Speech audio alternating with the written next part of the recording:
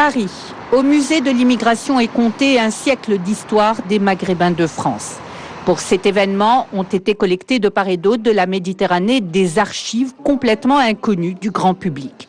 Un devoir de mémoire pour notamment modifier le regard de la société sur l'immigration. La mission de la Cité est de changer les regards sur l'immigration en France.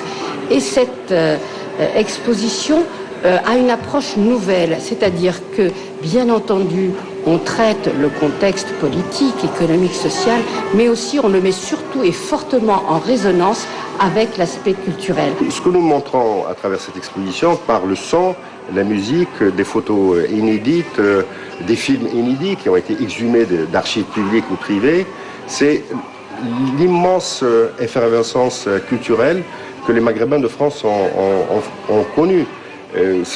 On ne peut pas, par exemple, parler de la chanson marocaine ou algérienne ou tunisienne sans évoquer les figures des grands chanteurs de l'immigration maghrébine.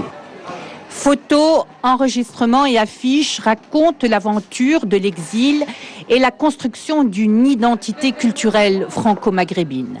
Un apport enrichissant, même pour les spécialistes de la question. J'ai redécouvert, beaucoup de chanteurs, d'artistes et d'auteurs que je ne connaissais pas.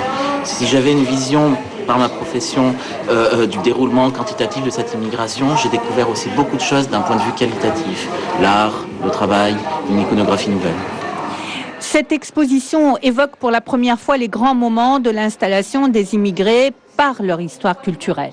C'est l'œuvre de l'association Générique. Sa mission, encourager les travaux sur la mémoire de l'immigration en France et dans le monde et sensibiliser le grand public sur l'apport des populations étrangères à l'histoire de France.